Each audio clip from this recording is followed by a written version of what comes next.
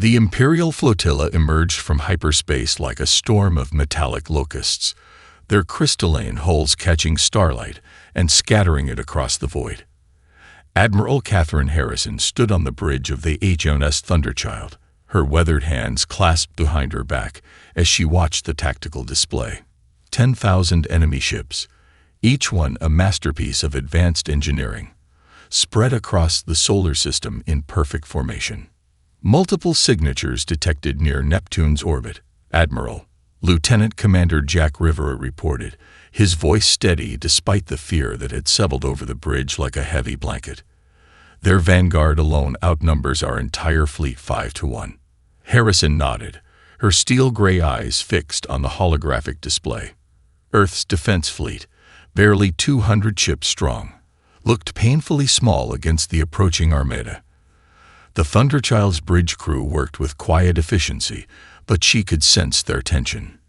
Humanity had never faced such overwhelming odds. Magnification on their lead vessels, she ordered, studying the geometric patterns of the Imperial formation. Something about their movement caught her attention. Rivera, run a motion analysis. Focus on their relative positioning during standard maneuvers. The young officer's fingers danced across his console. Mom, there's a pattern here. The way they move. Harrison stepped closer to the display, her eyes narrowing. It's too perfect.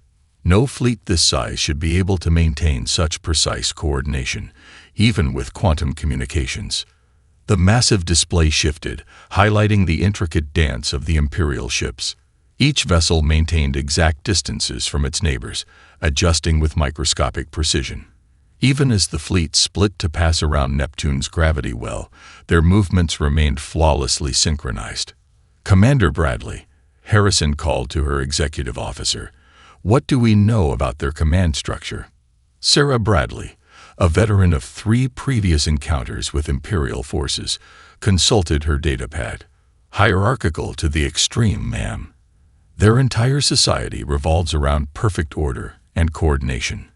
Individual initiative is discouraged, possibly even punished. Harrison allowed herself a small smile. In her 30 years of naval service, she'd learned that perfection often masked the deepest vulnerabilities. And their tactical doctrine. They rely heavily on predetermined battle plans, Bradley replied. When forced to deviate, their response time drops significantly. The few victories we've had came from forcing them into unexpected situations. The Admiral turned to Dr. Michael Anderson, the Thunderchild's chief scientist, who hadn't looked up from his instruments since the Imperial fleet appeared. Doctor, what are you seeing? Anderson adjusted his spectacles, his wild gray hair seeming to stand even more on end than usual. Their formation is maintaining quantum-level precision even at these distances. It's theoretically impossible without some form of systemic synchronization. The energy requirements alone should. In English, Mike, Harrison interrupted gently. They're all connected, he said, looking up. Somehow, they've linked their entire fleet into a single network. It's the only way they could achieve this level of coordination. But a system that precise would be incredibly sensitive to external interference. Harrison felt the first stirrings of an idea. In all their previous encounters, humanity had tried to match the Empire's technological superiority. They'd failed every time, but maybe they'd been approaching the problem from the wrong angle. Send word to the fleet, she ordered. All ships to maintain current positions, and get me everything we have on Imperial battle footage. Every engagement, every skirmish, everything. You have something in mind, Admiral? Bradley asked. Harrison watched as the Imperial fleet began its methodical advance through the outer solar system. Their formation was beautiful in its complexity, each ship a perfect note in a symphony of destruction.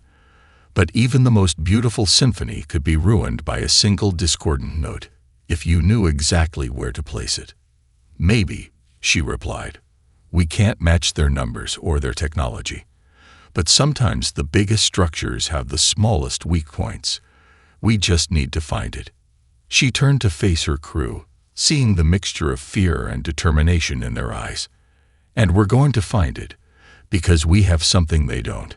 The ability to think creatively, to improvise, to see patterns where others see only chaos. The Empire was coming to end humanity.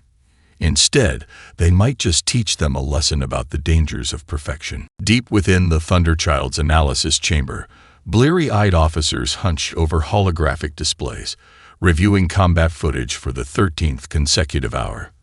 The room hummed with the sound of processing servers and desperate determination. Coffee cups littered every surface, their contents long since gone cold. Lieutenant Commander Jack Rivera rubbed his burning eyes, forcing himself to focus on the footage from the Battle of Proxima Centauri. The Imperial fleet moved across his screen with their characteristic precision, their formations rippling like schools of fish in the void. He'd watched this particular engagement 20 times, but something kept nagging at the edge of his consciousness. "Run it again," Admiral Harrison ordered from behind him. She hadn't slept either, her uniform wrinkled from hours of constant wear. "Focus on their response to gravitational interference from the neutron star." Rivera nodded, his fingers dancing across the controls. The holographic display zoomed in on a section of the Imperial fleet as it passed through the intense gravitational field. Frame by frame, he tracked their movements, measuring angles and accelerations. "There!" Dr. Anderson suddenly shouted, causing several officers to jump. The scientist rushed forward, pointing at a barely perceptible wobble in the formation. "Did you see that?" Their synchronization faltered for 2.3 seconds. Harrison leaned closer. "Show me another instance. A different battle." Rivera quickly pulled up footage from the Siege of Wolf 359. The same pattern emerged, a slight disruption in the Imperial formation when passing through areas of gravitational distortion. It was subtle, almost invisible, unless you knew exactly what to look for. "Their quantum network," Anderson muttered, pacing now. His disheveled appearance matched the chaos of his thoughts. It must be sensitive to gravitational fluctuations, the precision required for their level of coordination. Even minor spatial distortions would create synchronization errors. "But they correct quickly," Commander Bradley observed, gesturing at the footage. "The disruption barely lasts 2 seconds. Because they're passing through natural gravitational fields," Rivera said slowly, his mind racing ahead of his words. "Random distortions that their systems can easily compensate for. But what if?" He trailed off, fingers flying across his console. The display shifted, showing a complex mathematical model. "What if we could create specific gravitational patterns? Like counterpoint in music. Their network maintains harmony through perfect synchronization. If we could introduce the right discordant notes, the disruption would cascade through their entire system," Anderson finished, his eyes wide. "Their very strength, their perfect coordination, would become their weakness." Harrison studied the equations spreading across the display. "Can we do it? Generate gravitational distortions with that level of precision?" "The experimental gravity drives," Bradley suggested. "We never weaponized them because the power requirements were too high for combat use." "We wouldn't need them for combat," Rivera said, excitement breaking through his exhaustion. "Just to create specific gravitational frequencies. If we could position our ships in the right formation, generate the right interference patterns, we could disrupt their entire command and control system." Harrison finished. She straightened, new energy flowing through her tired frame. "How many ships would we need?" Anderson ran quick calculations. "With our current drive capabilities, all of them. Every ship in the fleet, positioned with absolute precision. And the power requirements would leave us virtually defenseless. One mistake would tear our fleet apart at the quantum level," Rivera finished grimly. "The gravitational shear forces would be immense." Harrison was silent for a long moment, watching the Imperial fleet's inexorable advance on the main tactical display. They had already passed Neptune's orbit, their formation maintained with the same lethal perfection they'd demonstrated in every previous engagement.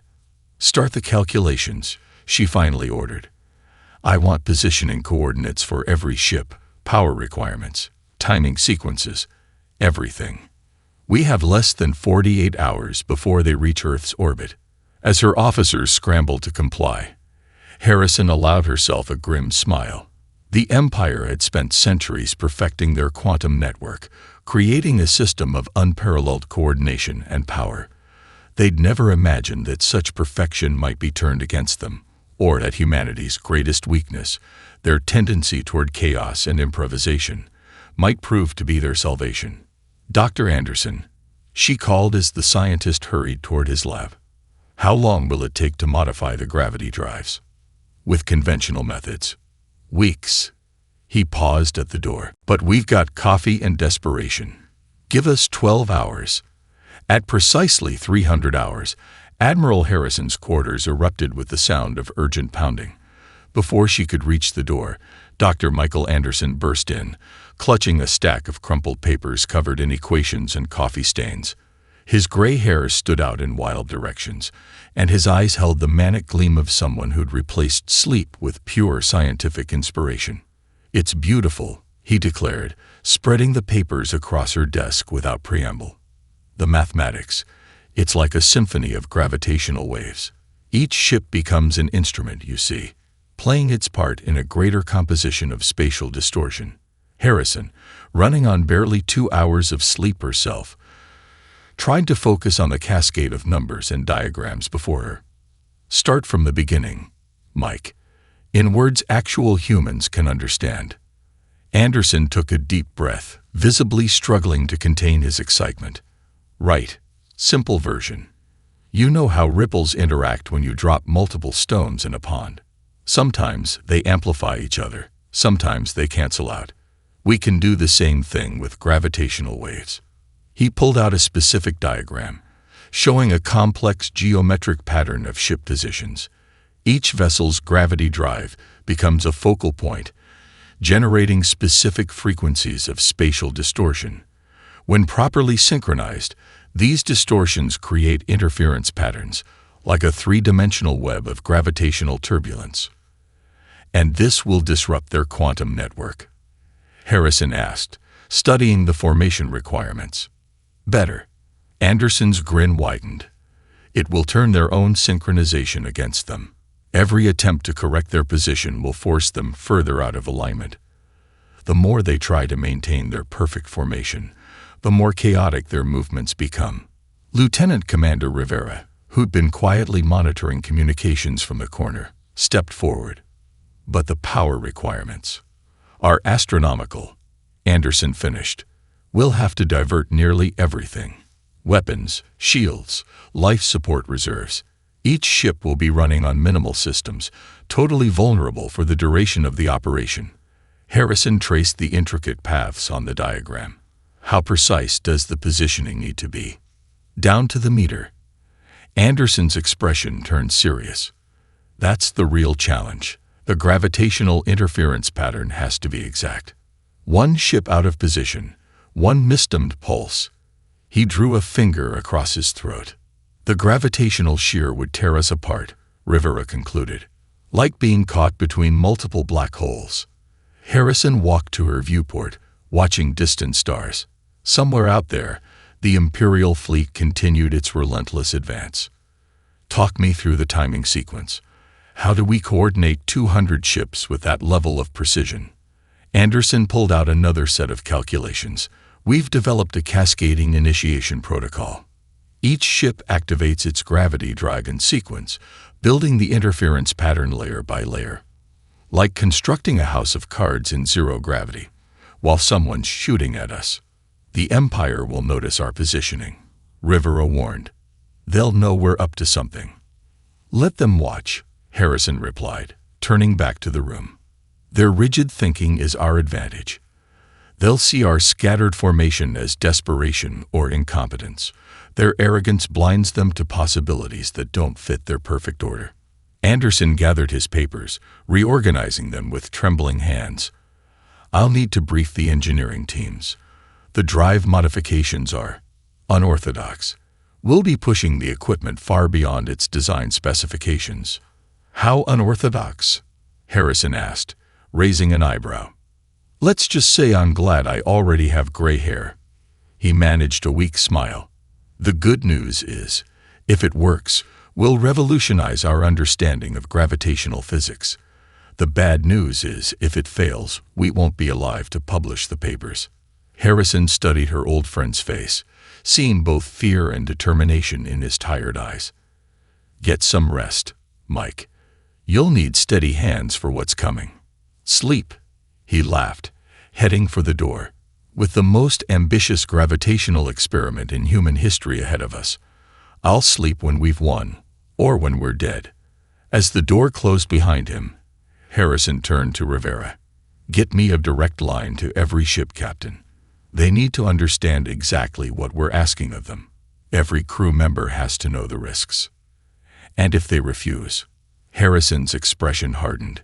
"Then humanity's last defense rests on a theory scribbled on coffee-stained paper by a sleep-deprived scientist.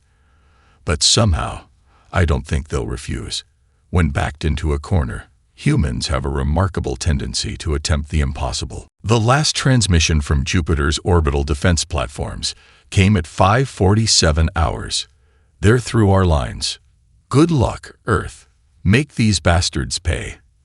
Then silence, broken only by the steady ping of radiation signatures as the Imperial fleet methodically eliminated every satellite and automated defense system in their path. Inside the Thunderchild's main engineering bay, organized chaos reigned. Teams of engineers swarmed over exposed gravity drive components, their tools creating a symphony of clangs and whirs that echoed through the massive chamber. Chief Engineer Marcus Reynolds supervised the controlled mayhem, his voice hoarse from shouting instructions over the din. "Careful with those gravitational focusing arrays," he bellowed as a team maneuvered a delicate crystalline structure into position. "One crack, and the whole system fails, along with everyone within a 100-meter radius." Dr. Anderson moved from station to station, checking calculations and making adjustments. Dark circles under his eyes betrayed his exhaustion, but his hands remained steady as he calibrated sensitive equipment. "The resonance frequencies must be exact," he reminded each team. "We're not just building weapons, we're creating instruments for a gravitational orchestra." On the bridge, Admiral Harrison watched the tactical display as her fleet practiced the intricate maneuvers they would need to execute perfectly. Ship after ship moved through the complex pattern, their positions precise to within meters. But it wasn't precise enough. "Delta Squadron is still 3 meters off their mark," Rivera reported, his voice tense. "And Beta Squadron's timing is late by 0.2 seconds. Harrison keyed the fleet-wide channel. "This isn't a parade drill, people. 3 meters means the difference between victory and watching our ships tear themselves apart." Again, from Position 1.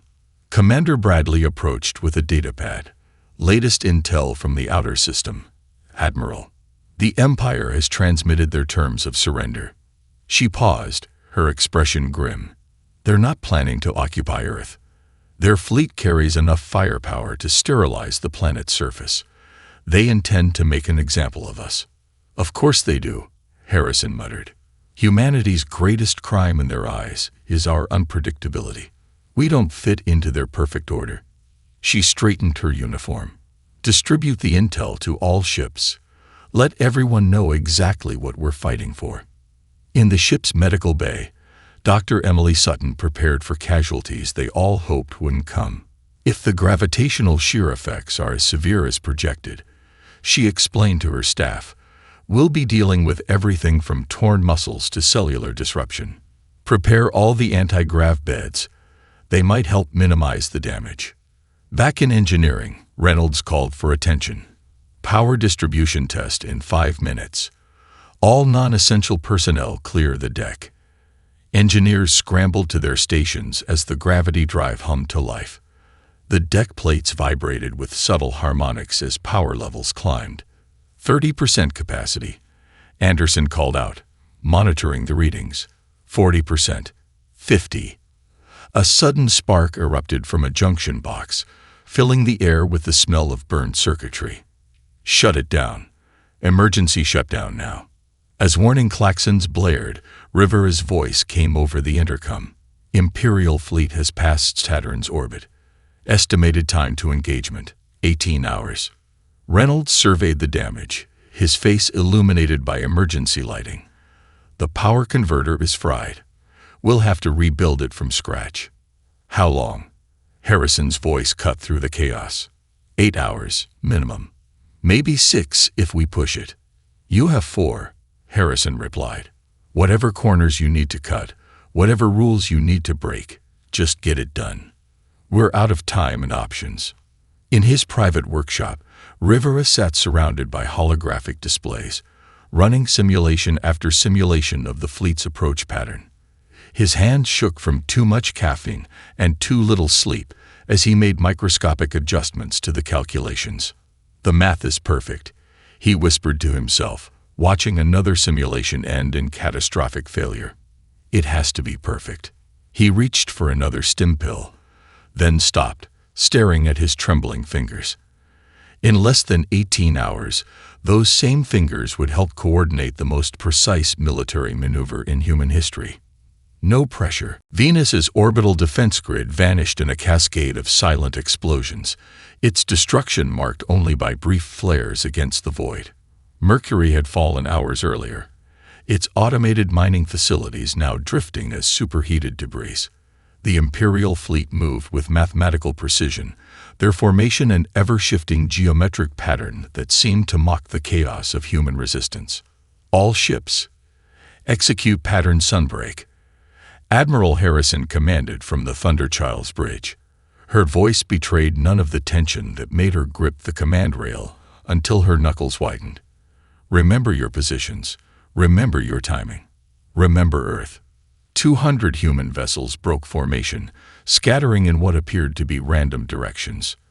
To Imperial observers, it must have looked like panic, a final desperate attempt to delay the inevitable. Their massive fleet continued its advance, maintaining their perfect lattice structure. Enemy command channel intercepted, Rivera reported, his console displaying encrypted transmissions. Translating now. He'd allowed himself a grim smile. They're mocking us, Admiral. Their commander says our primitive chaos offends their sensibilities. Harrison nodded, watching her ships take their carefully calculated positions. Tactical status of their quantum field. Strong and stable, Bradley responded. Their synchronization is at peak efficiency. They're not even trying to mask their network signatures anymore. They think this is already over.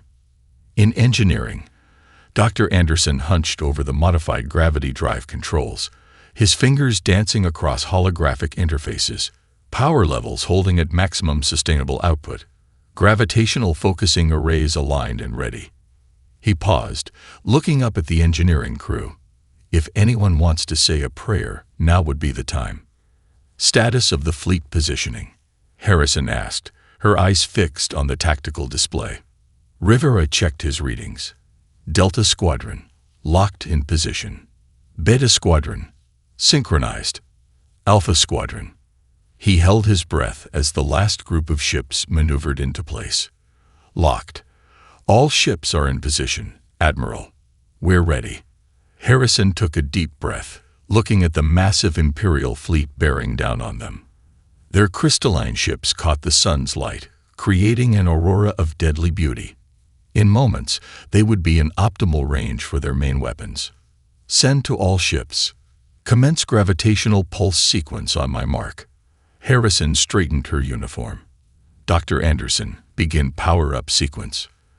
The deck plates hummed as the gravity drive spooled up to unprecedented levels. Warning indicators flashed across every console, systems protesting as power was diverted from critical functions. Life support dropped to minimal levels, weapons went dark, and shield generators fell silent. Enemy fleet entering optimal range, Bradley announced. They're preparing to fire. Harrison's voice cut through the tension. All ships, execute Operation Tremor. Mark.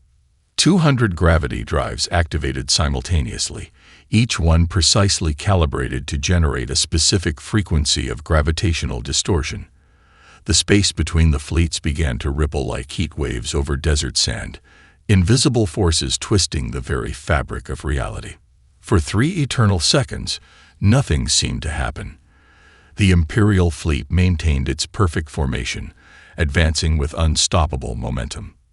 Then Rivera's console erupted with alerts. Gravitational interference pattern detected. Their quantum field is fluctuating. Wait. He leaned closer to his readings, eyes wide. The disruption is propagating through their network. It's working. On the tactical display, tiny imperfections appeared in the Imperial formation. Ships drifted fractionally out of position, their automated systems attempting to compensate. But each correction only fed more chaos into their quantum network, creating a cascade of errors that spread like cracks in glass. Their synchronization is failing, Bradley reported, wonder in her voice. Their entire command and control structure is unraveling. Harrison watched as the mighty Imperial fleet, pride of a 1,000-year empire, began to lose its geometric perfection. Send to all ships. Hold positions. Maintain gravitational pulse sequence. No matter what happens, do not break formation. From engineering, Anderson's voice came through strained but triumphant. Gravity drive holding stable. The resonance pattern is self-sustaining. They can't break free without destroying their own network. The Imperial fleet's advance had stopped. Their perfect lattice formation deteriorated into clusters of ships trying desperately to maintain position while their quantum network fed them increasingly chaotic commands.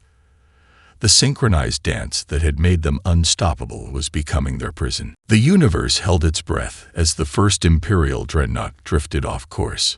Its crystal-faceted hull caught sunlight at odd angles, creating prismatic patterns across nearby ships as its stabilizers fought against invisible forces. Like the first domino in an intricate pattern, its deviation triggered a chain reaction through the quantum network. Multiple disruption points detected. Rivera called out, his hands flying across his console. Their network is trying to compensate, but each correction is amplifying the gravitational distortions. It's beautiful. He paused, watching the data streams. It's like watching a computer have a nervous breakdown. On the Thunderchild's main display, the Imperial fleet's perfect formation began to dissolve. Ships that had maintained precise distances for centuries now found themselves caught in a web of conflicting gravitational forces. Their automated systems, programmed for perfection, couldn't handle the cascade of errors flooding through their network. Engineering, status of our gravity drives, Harrison demanded, watching as a group of Imperial cruisers collided in a spectacular display of fragmenting crystal and escaping atmosphere. Holding steady, Anderson replied, his voice strained. But we're redlining every system. The gravitational stress is worse than we calculated.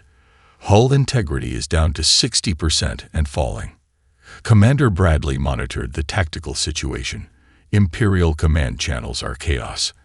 Admiral, they're broadcasting contradictory orders on all frequencies.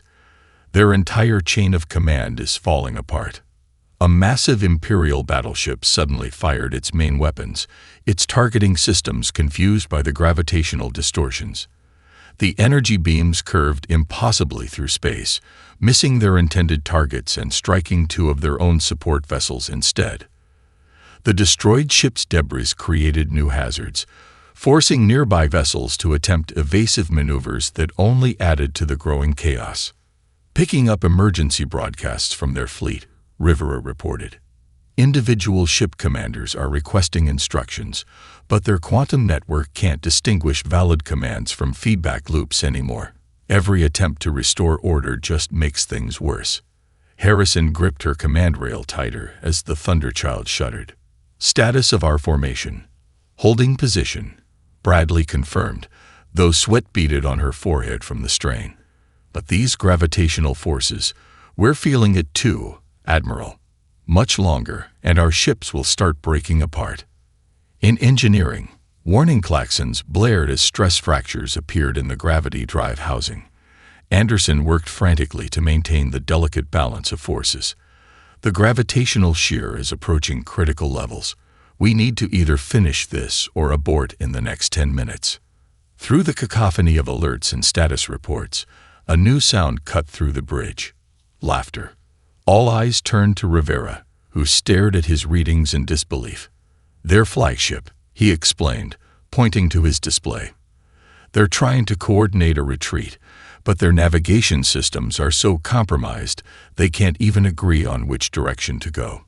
The most advanced fleet in the galaxy, and they've literally lost the ability to tell up from down." Harrison allowed herself a grim smile. They built their entire military around perfect coordination and unquestioning obedience. Take that away, and they're helpless, Bradley finished. "But Admiral, our own situation is deteriorating. The gravitational stresses are reaching dangerous levels across the fleet." As if to emphasize her point, a support beam groaned overhead. Hairline cracks appeared in the reinforced viewports, spreading like spider webs across the transparent material. "Just a few more minutes," Harrison insisted, watching the Imperial fleet tear itself apart. "We need to make sure the disruption is complete, if even a few ships maintain their network connection." Her words were cut short by a blinding flash. One of the Imperial dreadnoughts, its crystal hull stressed beyond its limits, shattered spectacularly. The explosion sent crystalline shards tumbling through space, each fragment reflecting sunlight like a miniature star. The debris field expanded outward, forcing nearby ships to attempt desperate evasive maneuvers that their compromised systems couldn't execute. Panic spread through the Imperial ranks like wildfire in zero gravity. Ships designed to function as extensions of a single consciousness found themselves stranded in a terrifying new reality. Independence. On the Thunderchild's bridge, the command crew watched as the mighty Armada descended into chaos. "New transmission intercepted," Rivera announced, his voice hoarse from hours of tension. "Their admiral is demanding direct neural links to override local ship controls."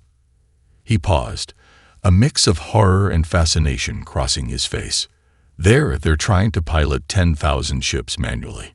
Harrison shook her head, watching the disaster unfold. "Their crews have never operated independently. They don't know how."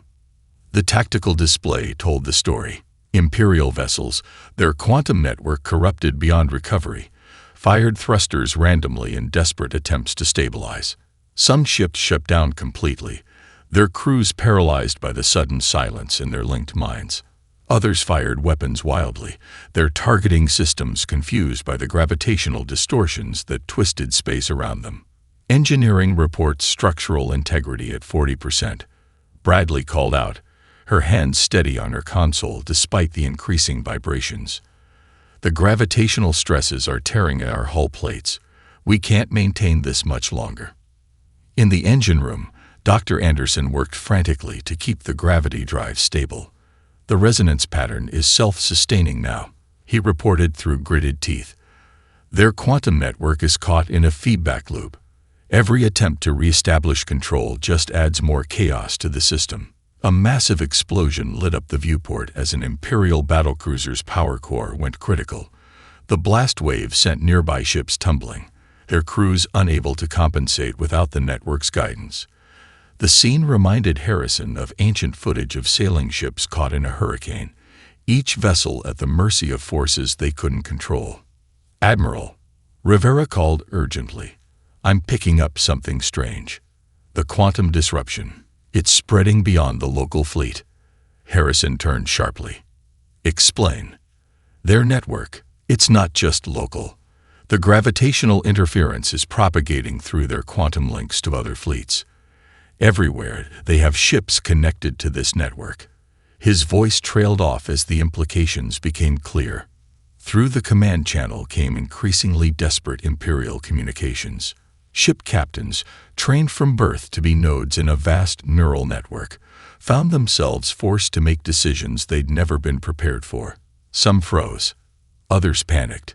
A few, showing initiative for the first time in their lives, attempted to coordinate with nearby vessels, only to find their communication systems corrupted by the cascade of quantum errors.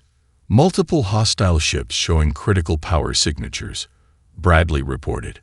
They're losing containment on their reactor cores. If those go, they'll take half their own fleet with them. Harrison finished.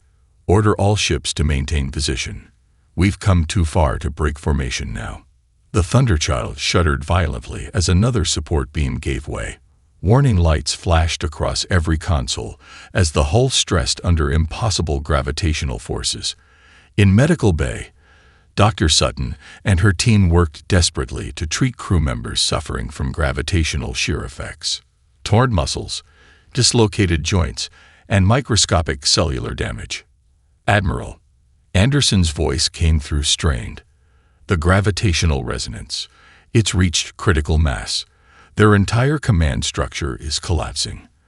But our ships, we can't take much more of this. Harrison watched as the proud Imperial fleet, terror of 1,000 star systems, devolved into a swarm of panic-stricken vessels. Ships collided with their neighbors, weapons discharged randomly into space, and escape pods launched in all directions as crew members chose personal survival over Imperial dignity. Status of their flagship, she demanded. Rivera checked his readings, still trying to restore network control, but he smiled suddenly. They're fighting their own programming now. Every attempt to re-establish the quantum links just feeds more chaos into the system. They've become their own worst enemy. The retreat began as a trickle. Individual Imperial ships breaking away from their shattered formation, their crews choosing survival over the Empire's perfect order. Within minutes, the trickle became a flood. Crystal-hulled vessels scattered in every direction, their once synchronized movements now a chaotic dance of desperate escape. Incoming transmission, Rivera announced, surprise evident in his voice. It's from their flagship. There, he double-checked his readings. They're requesting terms of surrender. Harrison straightened her uniform, ignoring the tremors that still shook the Thunderchild. Put it on main display. The Imperial Admiral appeared on screen, his typically pristine appearance now disheveled. Behind him, bridge crew members moved frantically between smoking consoles. This is High Admiral Xanthus of the Imperial Eternal Fleet. We submit to your terms.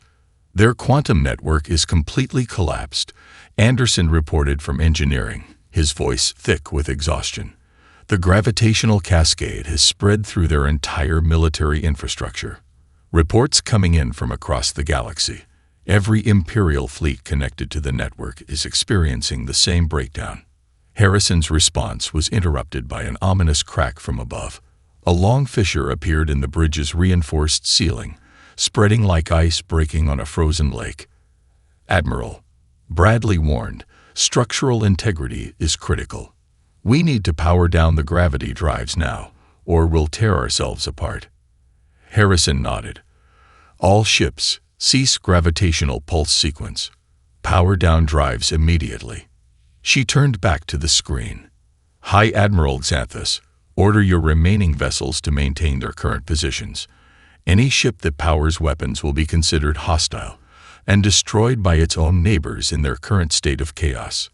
The Imperial Admiral's face showed a complex mix of emotions, shame, fear, and something else. Perhaps the first stirrings of independence after a lifetime of network thought. It is ordered. He struggled with the words, unused to making decisions without the network's guidance. But you must understand the damage you've done. Our entire military structure relied on that quantum network. The disruption is spreading through all our connected systems. That's the problem with perfect order, Harrison replied, watching as her crews began emergency repairs. It's brittle, one crack in the right place, and the whole structure fails. Admiral, Rivera called out, excitement breaking through his professional demeanor. Reports coming in from across known space. Imperial fleets everywhere are standing down. Their entire command structure has collapsed. No one knows who's in charge anymore. The next few hours passed in a blur of activity. Emergency crews worked to stabilize damaged systems, while medical teams treated injuries from gravitational exposure. Diplomatic channels, dormant for centuries, crackled to life as formerly suppressed worlds seized the opportunity for freedom. 1 week later, Admiral Harrison stood before the hastily assembled Galactic Council. Representatives from 100 species filled the ancient chamber, their attention fixed on the human who had changed the balance of power in the galaxy. The Empire believed that perfect synchronization made them invincible. She began, her voice carrying to every corner of the vast room. They forgot that the universe itself is built on controlled chaos. Evolution, innovation, adaptation. These come from imperfection, from the freedom to try and fail and learn. She gestured to Dr. Anderson and Rivera, who sat among the Earth delegation. We didn't win because we were stronger or more advanced. We won because we remembered how to think independently, how to see patterns in chaos, and how to use our adversaries' strength against them. The Imperial representative, still struggling with independent thought, spoke hesitantly. Our philosophers taught that chaos was the enemy of civilization. That perfect order was the highest achievement. Harrison smiled. Perhaps it's time for new philosophies, ones that recognize that true strength comes not from enforced perfection, but from the beautiful unpredictability of free will. As she concluded her speech, news arrived from Earth. The modification plans for the gravity drives had been released to every species in known space. The Empire's quantum network technology, once the source of their power, would be dismantled and replaced with systems that encouraged independence rather than enforced synchronization. Humanity had done more than win a battle. They had reminded the galaxy that imperfection, adaptability, and the courage to embrace chaos were not weaknesses to be eliminated, but strengths to be celebrated.